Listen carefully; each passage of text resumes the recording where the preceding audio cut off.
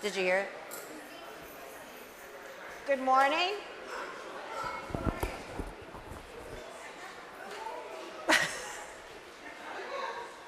Good morning. No? Can you hear it? All right, let's try this.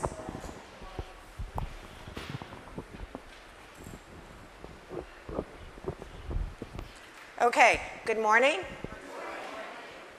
I have a few announcements for you before we begin our service. A warm welcome to everyone this morning, to those of you here in person and to those watching on YouTube. Everyone is welcome here, whatever your heritage, your age, your income, your abilities, and whatever your religious beliefs, and however you choose to participate, in person or on YouTube. As a welcoming congregation, we affirm the full inclusion of people of all sexual orientations and gender identities. A very special welcome to any visitors with us this morning. If you'd like to get connected and learn more about our community life, please take a moment to fill out a yellow pew card located on the back of the seat in front of you. Or you can sign the guest book in the vestibule. We hope you will join us for refreshments downstairs in our fellowship hall following the service, so we have a chance to connect in person. Before we get started, if the folks watching from home would like to light a candle or chalice along with us here, please go get one now so that we can do this ritual together in spirit.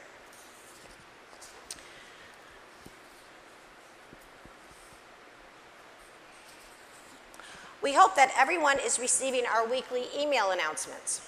It's important right now because we'll be publishing information about our summer services, garden visits, and our summer hours. If you would like to sign up, please contact our administrator, Christine Norris, and she'll add you to the email list. A memorial service for Dick Wilson, longtime friend and supporter of this church, who passed away this week, will take place here on Friday, August 4th at 1 p.m. Also, a celebration of life for Ruth Ann Rufus Collinson, a beloved member of the church and former Gloucester Poet Laureate, will take place at the church on Saturday, August 5th at 2 p.m. The Gloucester Racial Justice Team is organizing a community read this summer. The Gloucester UU is one of the co-sponsors. Between August 1st and 13th, there will be multiple discussion groups taking place around the city, and we hope you'll put this on your calendar. We will be sponsoring one of the group discussions of the book Such a Fun Age by Kylie Reed on Thursday, August 3rd at 7 p.m. in the vestry. Our Gloucester UU garden visits will continue in August with at least 3 more gardens. Please see the weekly email for the schedule. The next Friday night concert hosted on the alley by the Gloucester Meeting House Foundation will feature the ever-popular What Time Is It, Mr. Fox? Free will offerings will benefit the North Shore Health Project. And so ends our announcements. Thank you.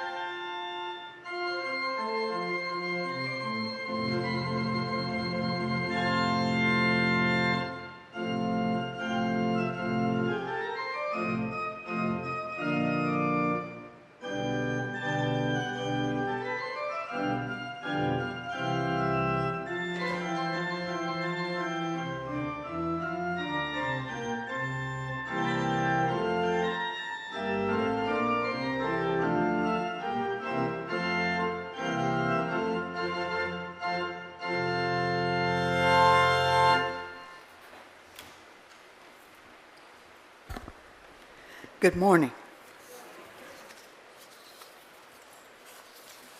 Our call to worship this morning is from Sabbath Home by Kathleen McTeague, an excerpt. This is a holy place in which we gather. The light of the earth brought in and held, touched then by our answering light.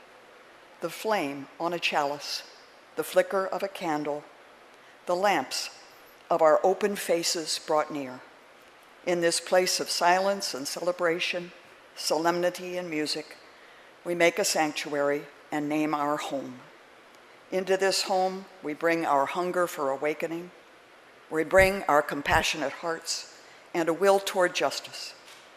Into this home, we bring the courage to walk on after hard losses. Into this home, we bring joy and gratitude for ordinary blessings. By our gathering, we bless this place. In its shelter, we know ourselves blessed. Come, let us worship together. Our opening hymn is number 326 in the gray hymnal, Let All the Beauty We Have Known.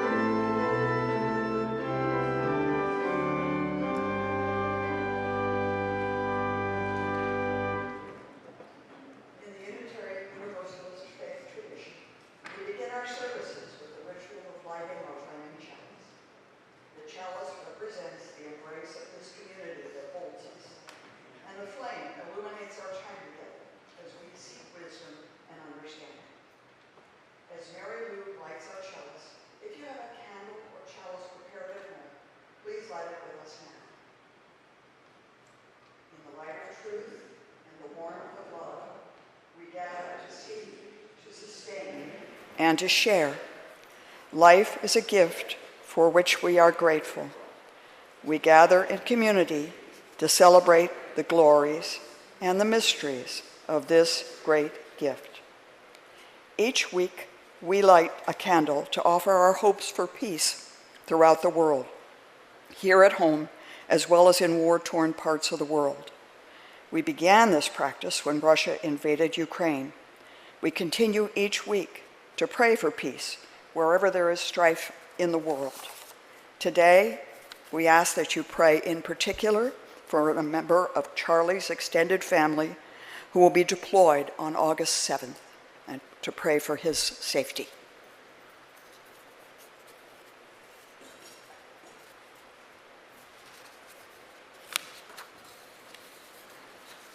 Please be seated. Now I invite us into a time of prayer to be followed by silent meditation. Let's take a moment to settle our breath and our bodies and to enter into stillness. Let this Let this be a place not only of searching, but of discovery. Let this be a place of learning and also wisdom. Let this be a place not only of meeting, but of connection. All this we ask as we enter into the silence that makes space for another voice to speak. Amen.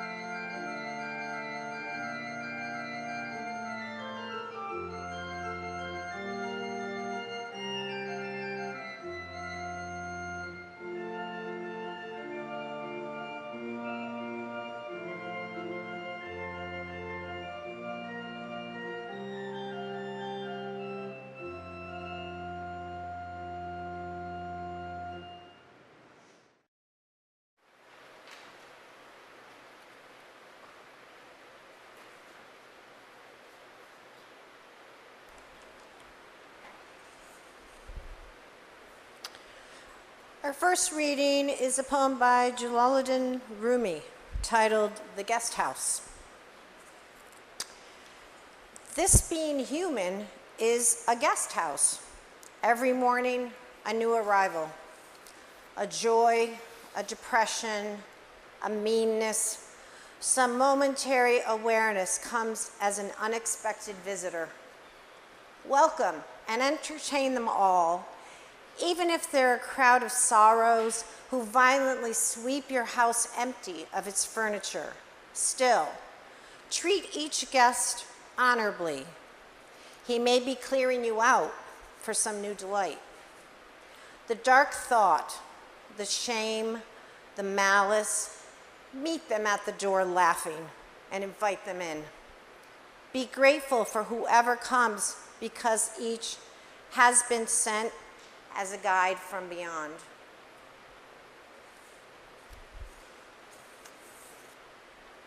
Our second reading is an excerpt from Happiness by Jane Kenyon. There's just no accounting for happiness or the way it turns up, like a prodigal who comes back to the dust at your feet, having squandered a fortune far away. And how can you not forgive? You make a feast in honor of what was lost and take from its place the finest garment, which you saved for an occasion you could not imagine, and you weep night and day to know that you were not abandoned, that happiness saved its most extreme form for you alone. It comes to the monk in his cell. It comes to the woman sweeping the street with a birch broom, to the child whose mother has passed out from drink. It comes to the lover, to the dog chewing a sock, to the pusher, to the basket maker, and to the clerk stacking cans of carrots in the night. It even comes to the boulder in the perpetual shade of pine barrens, to rain falling on the open sea, to the wineglass weary of holding wine.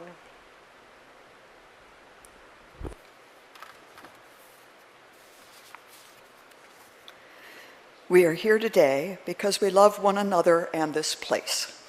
And we are here today because of the love and faith of the generations of members and friends who believed in this community and this liberal religious tradition, and who have gone before us.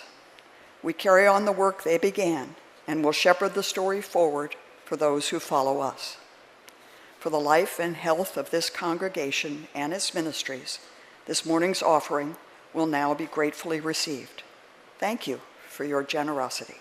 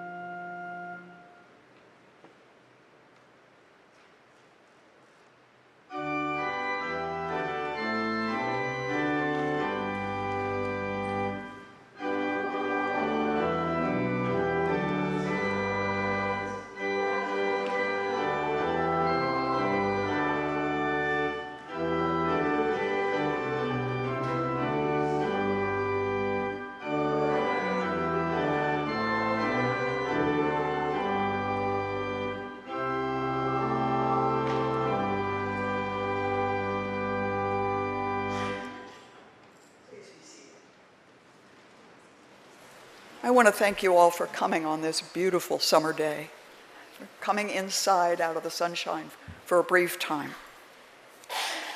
Last week from this pulpit, our own Dick Pridey explored tears, his and our own. Dick told us he grows increasingly comfortable with tears as he ages, and he encourages us to do the same. This week, I will explore a different but occasionally overlapping emotional state, happiness. I grow increasingly comfortable with happiness as I age, and as hard as it may be at times, I encourage you to do the same. I say this with just a little bit of irony. Of course, feeling the emotion of happiness isn't hard, but we all know that finding the well of happiness is sometimes a challenge. I also want to say that I believe, as Rumi says, in welcoming both the tears and the happiness. And I'm not sure about Jane Kenyon's empty wine glass being happy, no longer having to hold wine. Let me be clear here. Betty Davis was right. Old age ain't no place for sissies. Like it or not, those of us 65 or older are deemed elderly. And like it or not, the territory comes with plenty of challenges. Challenges including, but not limited to, decreasing hearing, vision, balance, strength, and memory. Increasing aches and pains, medical conditions and appointments, and of course, increasing proximity to death. There are plenty of losses, too, of expectations, work networks, youth and beauty, and most importantly, of friends and loved ones. Yikes. Viewed through this lens, life in old age looks grim. And for many years, psychologists agreed and viewed old age as a time of inevitable emotional decline. One standard undergraduate psychology textbook had a chapter on old age right along with the chapters on anxiety, depression, and other maladies of the mind. Then in the 1980s, the National Institute of Mental Health conducted a large epidemiological study to measure the prevalence of various mental illnesses in the adult population of the United States. They sent trained clinicians into several catchment areas across the country and had them interview a cross-section of the general population. The interviewers used established diagnostic criteria to determine how many people suffered from each mental illness. When analyzed by age, the data indicated something remarkable. With the exception of the dementias, older people had a lower incidence of every single mental health diagnosis. That's less addiction, less psychosis, less mania, less phobias, less anxiety, less depression, etc., etc. The entire field of psychology was skeptical. How could this be true? How could the elderly be less depressed than every other age group? There must be an explanation other than they're just having better mental health. So the findings were challenged over and over. Maybe the elderly were suffering from depression. They were just masking it because they wanted to hide it from themselves or others. That was disproved by brain imaging, revealing activation patterns incompatible with masked depression. Maybe they were not depressed because they had so much dementia that they weren't able to experience depression. That was the village idiot hypothesis. That was disproved because cognitively higher functioning individuals consistently had less depression, not more. The findings held up to challenge after challenge. Until now, they are finally accepted. I learned all this from an episode of the National Public Radio podcast, Hidden Brain, produced and narrated by the award-winning social science journalist, Shankar Vedantam. If you don't follow Hidden Brain, I strongly recommend checking it out. An episode of Hidden Brain called The Best Years of Your Life inspired this sermon. In it, Shankar interviewed psychologist Laura Carstensen, founding director of the Stanford Center on Longevity. Carstensen's research into the day-to-day emotions experienced by adults is also fascinating. She and her colleagues gave pagers to a cross-section of adults and several times a day prompted them to rate the degree to which they were experiencing a list of specific emotions, both positive and negative. Older subjects consistently reported fewer and less intense negative emotions than younger ones. Yet, older adults experience positive emotions as frequently and as intensely as their younger counterparts. Contrary to popular belief, older subjects spent the same amount of time thinking about the past as younger ones. However, they spent less time thinking about the future and more time thinking about the present. In 2012, a Gallup World Poll of adults from ages 18 to 98, conducted by the Brookings Institute, produced a remarkable graph. The graph of world happiness from 18 to 98 looks like a lopsided grin, with younger people slightly happier than middle-aged folks, and older people growing steadily and remarkably happier than all the rest. Even loneliness followed this pattern. As measured in 2021, during the era of COVID, which caused increases in loneliness across the world, the experience of loneliness still occurred less frequently in older people, only trending slightly back upward in those over the age of 85. Yet even those over 85 reported feeling less lonely than any age group younger than 76. Of course, lower incidence of mental illness and negative emotions doesn't mean their absence. Though fewer individuals in old age have diagnosable mental illness, and older people experience negative emotions less often than younger, statistical trends are just that, trends. Individuals, perhaps including you, may not fit the trend. If your experience is one of decreasing happiness over time and increasing negative emotions, I ask your forgiveness for dwelling on happiness today. May you take comfort from this community and from your own wisdom in choosing to be here. I'm missing a page. Just a minute. It's back here. Since hearing that podcast, I have been reflecting on the reasons for the upward trend in happiness over time and looking to my own life experience to understand it. I will be 75 this year. To what should I attribute my current happiness? Of course, I have many blessings which contribute hugely to my happiness. I live downstairs from my daughter Laura, her husband Philip, and my granddaughter Ava, and soon-to-be grandson Rowan. I share dinner with them nearly every day and have a front row seat to the magic show of family life. I have a group of women friends found through a Zumba class at the YMCA, which has met weekly since before the pandemic, even outdoors in the cold when preventing infection made it necessary, in order to celebrate each other and the joys of friendship. I have walking friends who keep me company during long rambles in the woods or along the shore. During the pandemic, we called these walks our threefer: exercise, nature, and companionship, all wrapped into one package.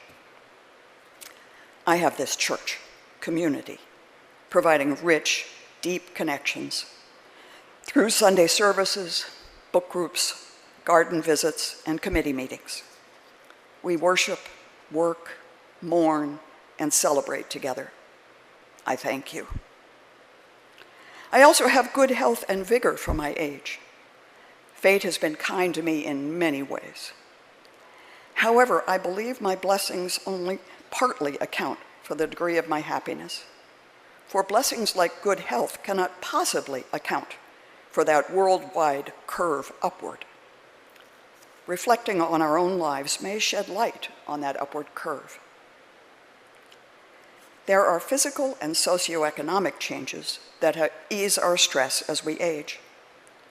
Because of retirement income and the privilege of generational wealth, the necessity of earning a living for me is gone. Striving for success, fame, power, or status becomes a matter of choice rather than societal expectation. Because I am not the substitute parent for grandchildren or the primary caregiver for a loved one with significant needs, the demands of supporting dependents have eased.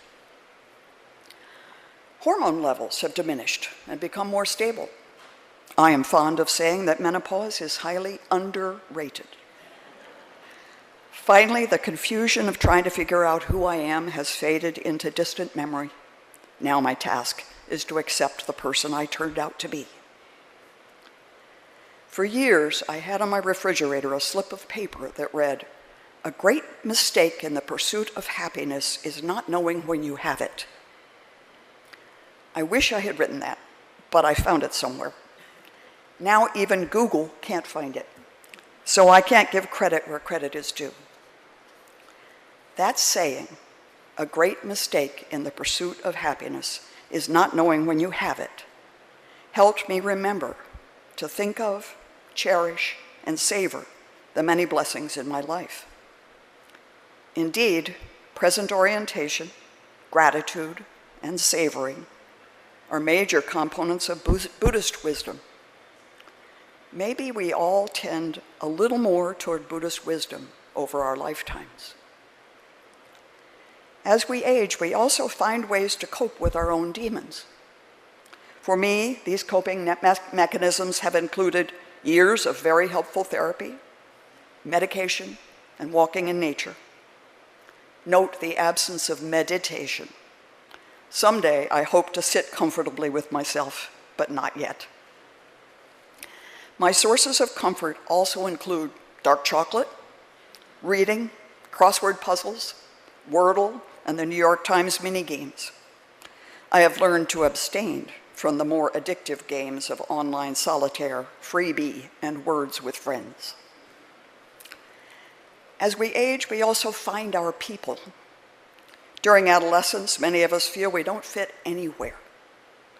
With a long life come opportunities to resolve family conflicts, discover true friends, and settle into accepting communities. My family, this congregation, my Zumba and walking friends are my people. In a couple of weeks, I will travel to an island in Lake Winnipesaukee, owned by the Appalachian Mountain Club, where I will enjoy the company of other lovers of fresh water and simple living. They are my people too. As we age, if we have looked for it, we find meaning, love and care for our families and for the natural world, self-expression through art, dance, music, and writing, action in support of worthy causes, contemplation, and appreciation all give meaning to our lives. Finally, as we age, we learn from experience. In 1994, when Bob and I were happily raising Laura, who was then age 5, my younger brother, Andy, to whom I had been close, died suddenly. In the midst of my grief, surrounded by the rest of my family, I clearly remember thinking, "Oh, now I get it. Life is made up of great joys and great sorrows, and neither undoes the other." That might have been the beginning of wisdom, the beginning of the capacity to hold sadness without losing happiness. It was also the beginning of my desire for a spiritual life and my arrival here among you. Sometimes our most difficult experiences guide us toward that ascending curve of happiness. one step at a time, over a lifetime.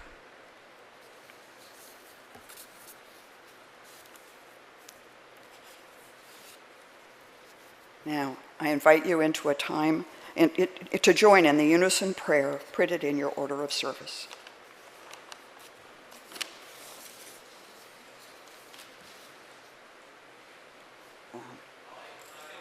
It's not in there. I apologize. Well, if you know it, say it with me, and if you don't, just listen.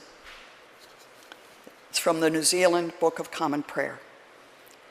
Eternal Spirit, Earthmaker, Pain-bearer, Life-giver, source of all that is and that shall be, Father and Mother of us all, loving God in whom is heaven, the hallowing of your name echo through the universe.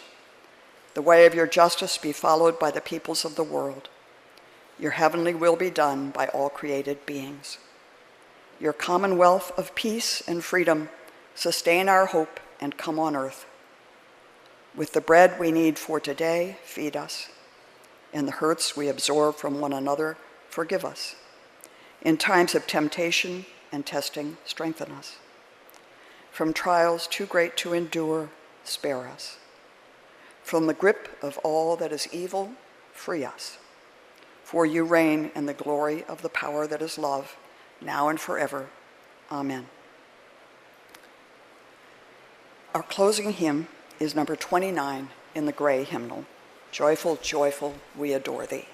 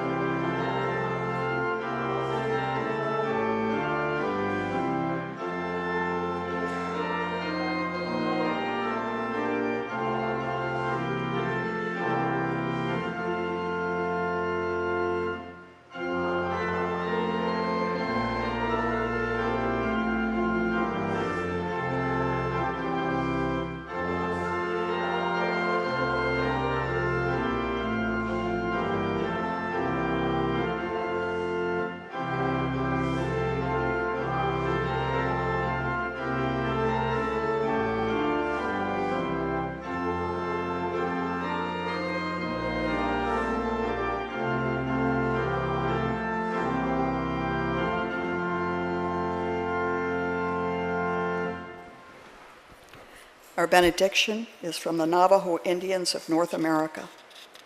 Beauty is before me and beauty behind me, above me and below me. I am surrounded by it. I am immersed in it. In my youth, I am aware of it, and in old age, I shall walk quietly the beautiful trail. In beauty, it is begun. In beauty, it is ended. Blessed be. And now I invite those of you at home to hold up your candle, and together we will blow them out as we say the words to extinguish our chalice. We extinguish this flame, but not the light of truth, the warmth of community, or the fire of commitment. These we carry in our hearts until we are together again. Please be seated.